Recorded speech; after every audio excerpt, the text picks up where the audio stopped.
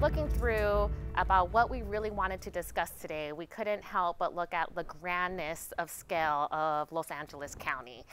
You could see and feel just that it is a very global region. It houses over 88 cities, over 220 languages are spoken here, and it's home to over 10 million people. And with that being said, it's caused a housing crisis where there isn't enough housing stock to really make LA County affordable for residents who call LA County their home. To address this issue, we're proposing 3 different mechanisms that you'll see throughout the presentation. And the first one is using available space, changing the rules, and empowering renters and homeowners. So as Alma described to all of you, this is a huge region. It's the largest county in the country, over 10 million people that reside here. And while it's grown in population, the housing stock, the growth of the housing stock has not kept up with that amount of growth. While cities and counties, the cities and the County of Los Angeles have worked to build housing to keep up and provide for the population, they still, to provide sufficient housing for the region, they still need to provide for the people that reside here today at least 500,000 affordable housing units. And that's a challenge. On average, low and moderate income families pay upwards of 50 and 60% of their income towards housing. And for the most vulnerable, some pay upwards of 95% of their income towards housing. And for a place that is as forward-thinking as Los Angeles County is, that's unacceptable. That amount is more than 32% of the national average, and also more than the federal housing standard of paying no more than 1/3 of a person's adjusted income for housing. Spending so much on rent obviously leaves very little extra room for much of anything else, particularly things that folks need on their day-to-day, like transportation or childcare. So in a nutshell, annual income is not keeping pace with expenses. According to a recent National Low-Income Housing Coalition report, the inflation-adjusted median rent for Los Angeles County between the year 2000 and 2015 went up by 32%, while median tenant income dropped by 3%.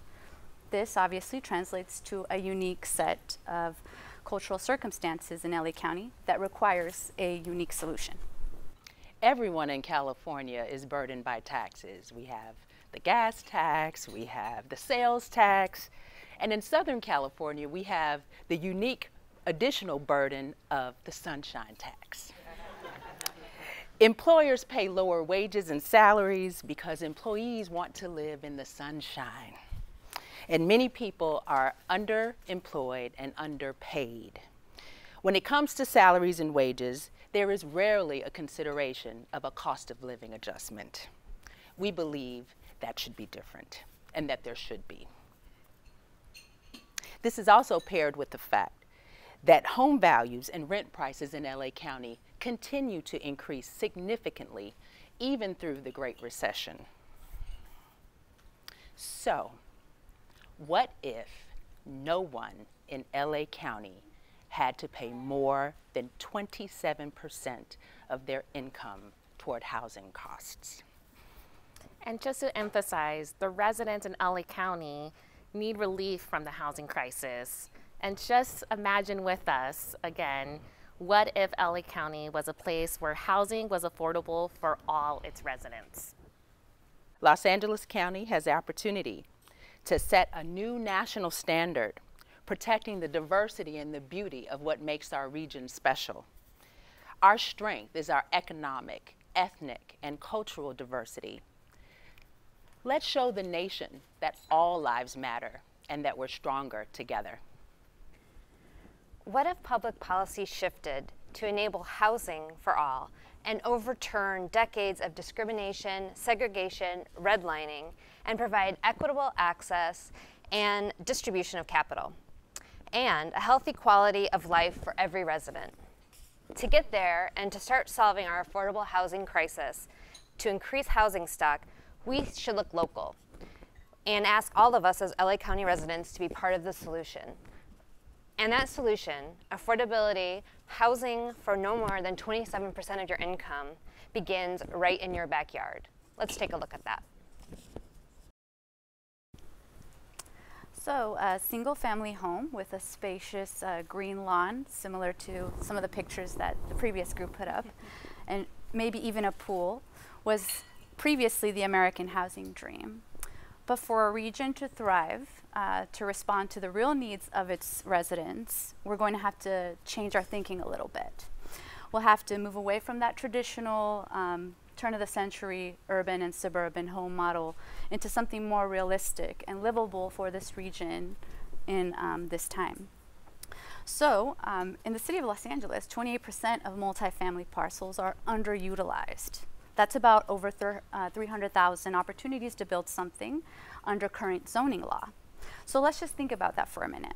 That could potentially be an increase in 9% of overall housing units if we take advantage of those opportunities.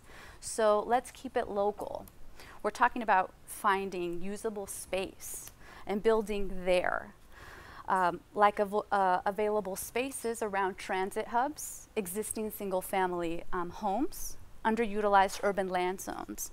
When we change the way that we think about potential in our backyard and available space that's underutilized in the region, we can see a real resource for filling the affordability gap.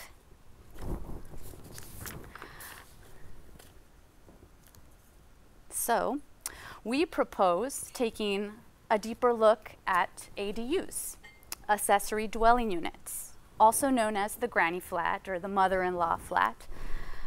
These are quick, vastly underutilized, low-cost, permanent housing solutions that can be built in one's backyard or adjoining lots.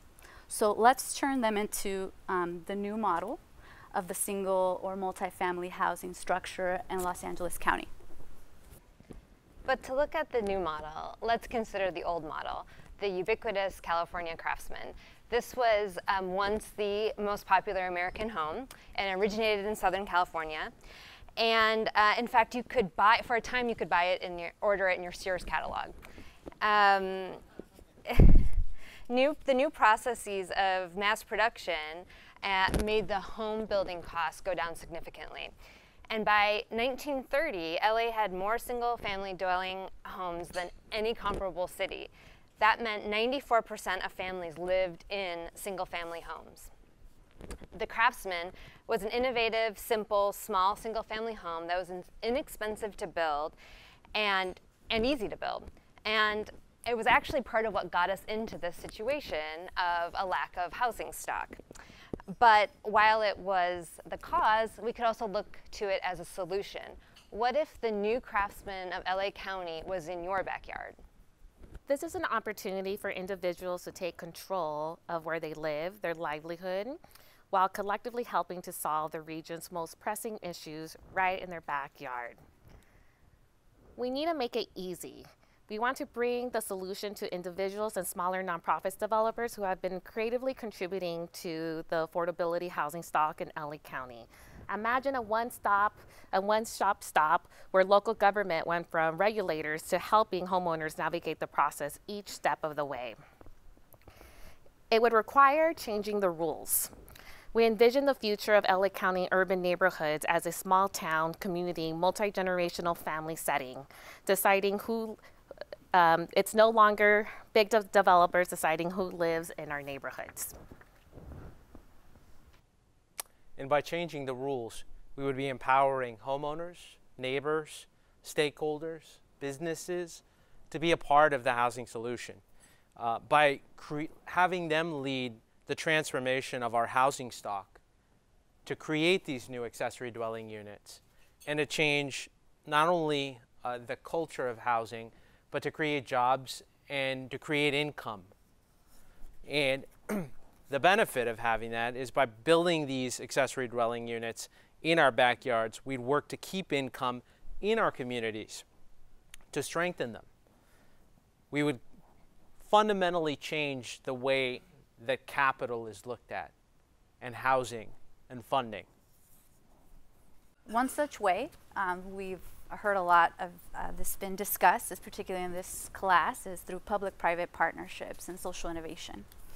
Through the cultivations of diverse public and private partnerships, homeowners can potentially become or eligible to increase their the equity in home value, maximize their potential for economic potential for their property. And these types of partnerships will not only promote increased revenue stream for homeowners, but more importantly, provide affordable housing options for renters, and of course, investment in our neighborhoods. So a triple bottom line. Mm-hmm.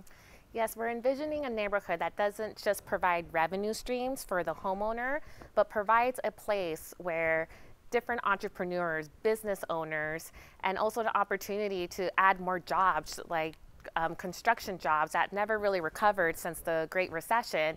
And yes, even neighborhoods and a county that supports the thriving artists on making a name for themselves, because these are all things that make any urban areas worth living in. And increasing density and housing stock is our main objective. But we also want this solution to change our way of thinking about density. What if density was a way to keep our neighborhoods together, keep the cultural fabric intact, and keep residents where they live? Density with accessory dwelling units has the potential to help everyone.